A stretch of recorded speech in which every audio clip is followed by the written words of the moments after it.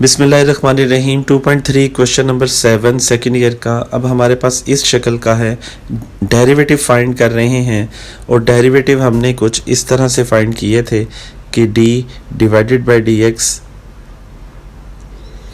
और u divided by v।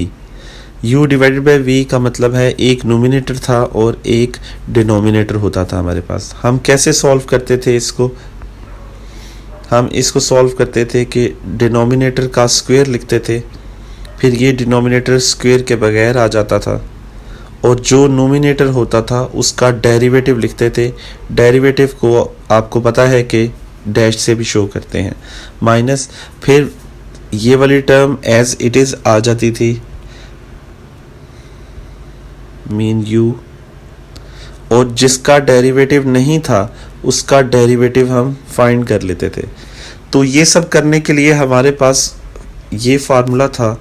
ये अब अगर आप देखें लास्ट पे, इसको इस तरह u v की बजाय f of x divided by g of x भी लिख सकते हैं। सेम वही काम किया हुआ है जो कि हमने अभी देखा यहाँ पे कि नीचे वाले का स्क्वायर, नीचे वाला एज इट इज़, तो वो एक ही बात है। और यहाँ पे प्रोडक्ट रूल को भी जब किया था, first as it is second का डेरिवेटिव और second as it is first का डेरिवेटिव। तो समझाने वाली चीज़ ये है कि हमारे पास इस तरह से टू वैल्यूज़ होती थी नोमिनेटर और डिनोमिनेटर में। अब इन दोनों को एक बनाना है। ये दो तरह से मतलब प्रोडक्ट हैं, प्रोडक्ट को एक करके फिर सॉल्व करेंगे। तो इसको देखते हैं। पहला काम तो हमें पता है, इसका नाम रख देते थे y, और उसके बाद देखें समझने वाली चीज़, अब यहाँ पे ये जो है, क्या इसको ऐसे लिख सकते हैं? तो आंसर है यस, लिख सकते हैं, लेकिन कैसे लिख सकते हैं कुछ बच्चों को नहीं समझ आती। तो x की पावर अगर 3/2 हो, इसके फैक्टर्स, इसको थोड़ा सा ऐसे ब्रेक करके लिख लें कि x की पावर 1 और x की पावर 1/2। तो बेस सेम है, आपको पता है कि पावर्स ऐड होती हैं, इन दोनों को ऐड करेंगे तो वापस हमारे पास ये चीज़ ही बन जाएगी, यानी कि 3/2। अब ये x उसने एज इट इज़ लिख दिया और इस x की जगह उसने अंडर रूट कर दिया, तो ये दोनों इक्वल ही हो गए। यहाँ से हमने ये देखा। नेक्स्ट स्टेप पे देखते हैं। अब एक और चीज़ देखें, उसने x और x यहाँ से कॉमन लिया होगा नेक्स्ट स्टेप पे। अब यहाँ पे x जो है कॉमन आ रहा है, तो इसको प्रिंटेड फॉर्म में देख लेते हैं। नेक्स्ट स्टेप पे या इन दोनों का कॉमन जो है वो यहाँ बाहर लिख लिया, ये वाली टर्म एज इट इज़, और हमें पता है कि जब कॉमन आ जाए तो 1 आ जाता है और इधर भी 1 आ जाता है, ये वाली टर्म एज इट इज़। इसके बाद और अब इसको ज़रा गौर करें तो अब हमारे पास ये एक फार्मूला बन गया है a प्लस बी और a माइनस बी। तो a प्लस बी और a माइनस बी का फार्मूला बन जाएगा, यानी कि 1 square minus under root x का भी स्क्वायर। अब रह गई इसकी बात, इनको कैसे सॉल्व किया जाए? तो क्या मैं इस x की जगह यहाँ पे x का स्क्वायर रूट और फिर x का स्क्वायर रूट लिख सकता हूँ?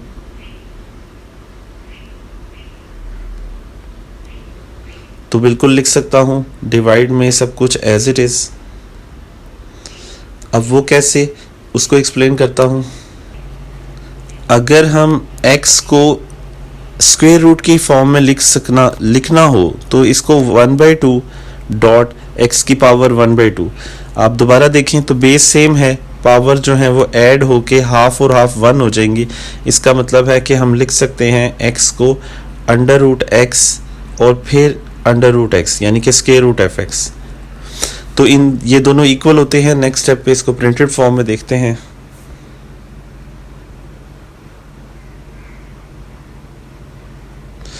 तो नेक्स्ट स्टेप पे इस x की जगह स्क्वायर रूट ऑफ x कर दिया और यहाँ पे फार्मूला भी लिखा कि a स्क्वायर b स्क्वायर हो गया। इससे फ़ायदा क्या हुआ, एक कैंसिल हो गई वैल्यू। और नेक्स्ट स्टेप में हम आपको दिखाते हैं कि ये कैंसिल होने के बाद इसको मल्टीप्लाई करेंगे सिंपल, और मल्टीप्लाई में भी ये ख्याल कीजिएगा जब 1 के साथ है तो वो तो एज इट इज़ आ जाएगा, और जब स्क्वायर रूट ऑफ x और x तो दोबारा बेस सेम है, तो पावर जब ऐड करेंगे तो हमारे पास ये 3/2 आ जाएगा। तो देखें बेस सेम है, पावर ऐड की तो 3/2 आ गया। और अब हमारा क्वेश्चन शुरू हुआ है। हम क्या करते थे फर्स्ट क्वेश्चन में, हमारे पास y की वैल्यू होती थी और हम डेरिवेटिव फाइंड करते थे। सेम उसी तरह दोनों तरफ डेरिवेटिव लिखेंगे, इसके पीछे भी इसके पीछे भी। और पावर रूल हमें याद होगा, शुरू में बताया था बिल्कुल। पावर रूल में क्या करते थे, पावर मूव होके पहले आ जाती थी और पावर में से यानी कि बाकी सारा कुछ एज इट इज़ लिखने के बाद पावर में से एक कम कर देते थे, और ये भी ख़त्म नहीं होता था यहाँ पे। आगे आपको याद होगा, आगे डेरिवेटिव दोबारा लिखते थे बेस का, जो भी पावर हटा के, जो पावर छोड़ के बेस होगी, और डेरिवेटिव ऑफ x ये सारा 1 होता था, तो इसको लिखते ही नहीं है, n x की पावर n-1 ही लिखते हैं, क्योंकि ये सारा 1 हो जाता है। तो वापस क्वेश्चन की तरफ आते हैं। तो अब यही किया, पावर पहले इस पूरी पावर में से डिक्रीज कर दिया 1, नेक्स्ट वाले में भी यही, और उससे पहले डेरिवेटिव ऑफ बेस यानी कि पावर को छोड़ के इस पावर को छोड़ देना है जो 1/2 है, और बाकी बेस आखिर पे लिखनी होती है।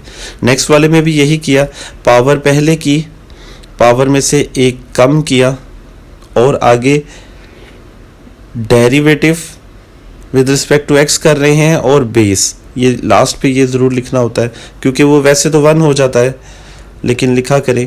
ये देखें ये 1 हो गया, और उसके बाद बिल्कुल सीधा सा है, एलसीएम लेंगे तो ये आंसर आ जाएगा। तो उम्मीद है आपको समझ आ गई होगी।